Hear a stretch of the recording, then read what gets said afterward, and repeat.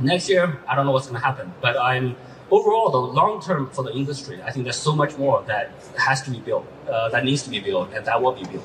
So I think the industry will get bigger. More and more people will use crypto. And with more people use crypto, the utility value will increase. So long term, I'm still very, very bullish. Short term, it's very hard to predict. Binance founder and former CEO, Changpeng Zhao, is back and remains highly optimistic about the long-term prospects of the cryptocurrency industry and the digital asset space as a whole. In April 2024, CZ was sentenced to 4 months in prison for violating U.S. money laundering laws, marking one of the most high-profile cases in crypto since Sam Bankman-Fried's imprisonment.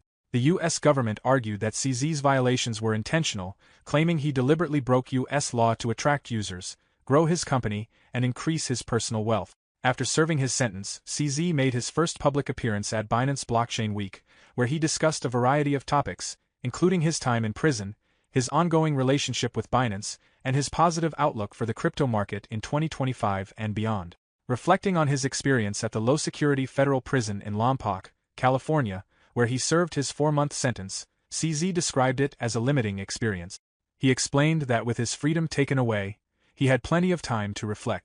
With more time on his hands, CZ plans to focus on areas of the digital asset space he had previously neglected, such as decentralized finance and the role of artificial intelligence in crypto. He also shared his thoughts on the future of cryptocurrency, including his outlook for 2025 and beyond, and discussed the evolving landscape of crypto regulation both within the US and globally. Do you think it was a fair sentence? So that's a very subjective one. If you ask opinions from anybody, they all say different things, right? So I think, well, let me caveat with a couple conditions. So there's a plea agreement, which I agree to. And I'm in part of the plea agreement, I cannot say anything bad about the plea agreement. And I don't intend to. I think, look, you enter into a deal, and that's the deal.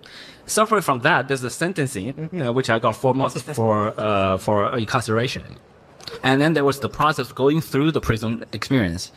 So in terms of sentencing, the judge has a really tough job, right? So if you ask one side, they will say, it's too lenient. If you ask the other, my side, it'll be like too harsh.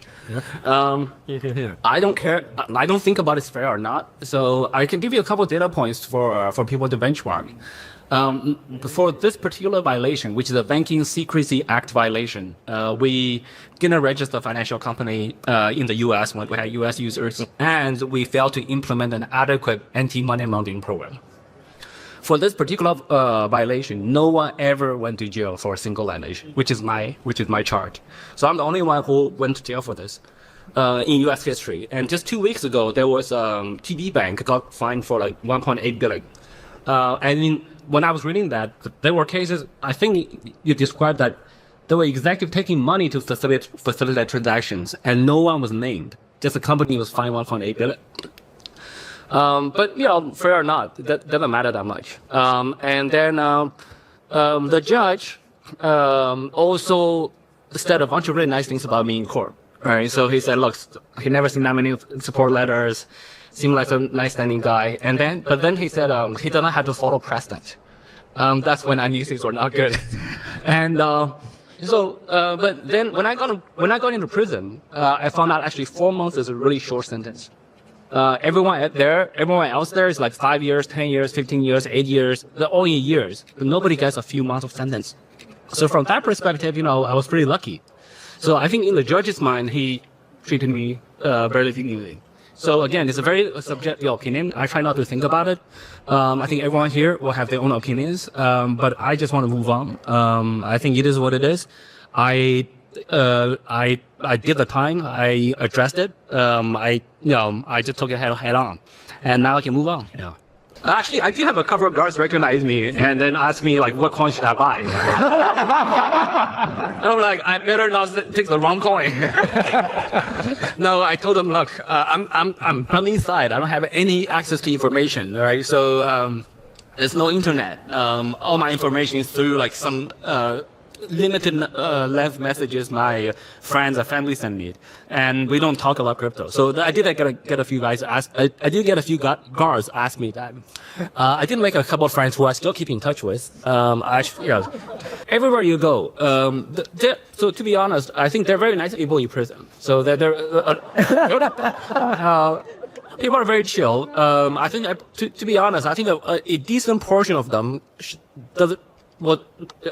had no reason to be there, right? So they were in there for the wrong reason. They're super nice guys. They may have stepped in some area here or there, but some of them are for very minor violations, and they're there for a very long time. Many of them are there for like 8-10 years for very minor offenses. Although CZ has been removed from any decision-making roles, he remains Binance's largest shareholder and maintains the ability to request information about the exchange's activities.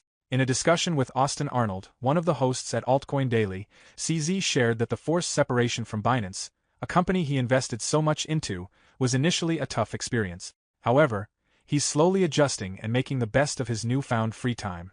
CZ also mentioned that he has long believed that no individual should serve as CEO for more than 10 years to allow room for fresh ideas and innovation.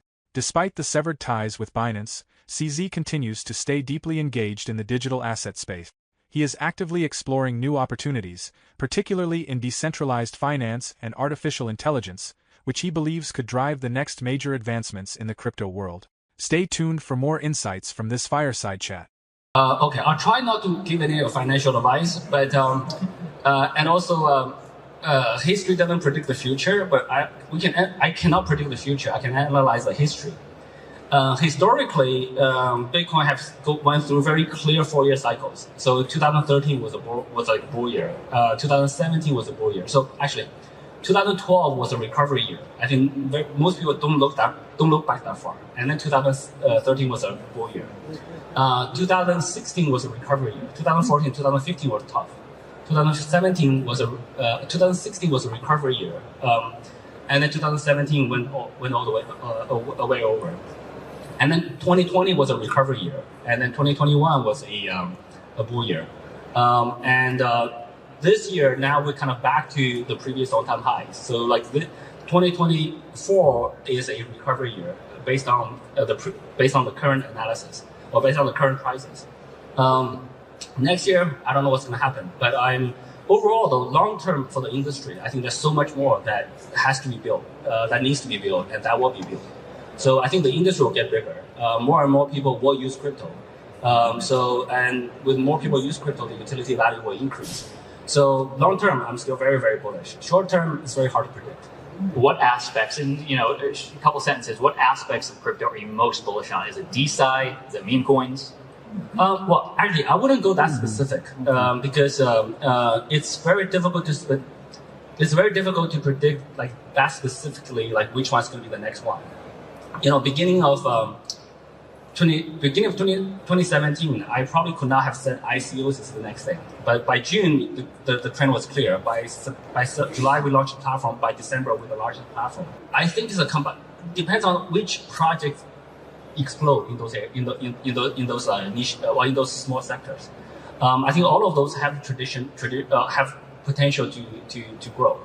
Right now, like I'm meeting a lot of founders. This morning, I met founders who are using AI with a very interesting integration with blockchain. Ideas I never thought about, right? So if any one of those projects take off, that sector will become big. So it's very hard to predict. But I'm just trying to support all the builders in the space and then see what happens. How do you see legislation today, and also where's it going as a guy in the space? The regulations are improving. And in some countries like here, they're improving fast. In other countries, many of them are, especially in bigger countries, they tend to move slower. Bigger countries do move slower. There are more departments, more people to discuss, etc. But overall, I think it's actually moving in a very positive direction. I'll give you another example, right? Just personal feelings. A week before I was sentenced, in middle April of this year, Elizabeth Warren declares a war on crypto. This is like a week before my sentencing. And then the judge sentences me, and then I went to prison. And then by June, Donald Trump is pro-crypto. By end of June, both parties are pro-crypto. I'm still sitting in prison. Like, what the? What the hell happened? So should I be just waiting for two months? So it shows that now but that basically shows that the people want crypto. When the people want crypto, then the government has to respond. So I think it's moving in the right direction. We'd love to hear your thoughts on CZ's outlook for the cryptocurrency industry.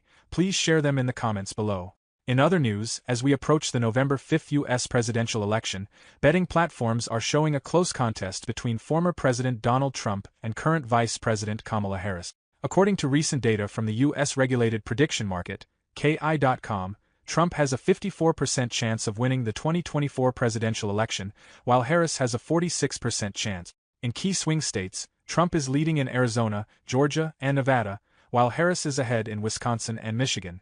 Pennsylvania, however, remains too close to call. On key, there's also a 32% probability that Republicans will secure a trifecta by winning the presidency, Senate, and House of Representatives. Despite Trump's edge in the Electoral College, key bettors still expect Harris to win the popular vote. On another prediction platform, Polymarket, the odds are similar, with Trump's chances at 57.9% and Harris's at 42.1%.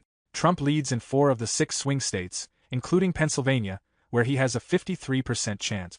Betting odds across various platforms indicate a highly competitive race, with Trump slightly favored in the Electoral College, while Harris remains favored in the popular vote. What are your thoughts on the outcome of the elections and its potential impact on the cryptocurrency market? Please share your opinions in the comments below. For more Daily Dose Crypto news, check out these 2 awesome videos on your screen. Click now and we will see you on the next video.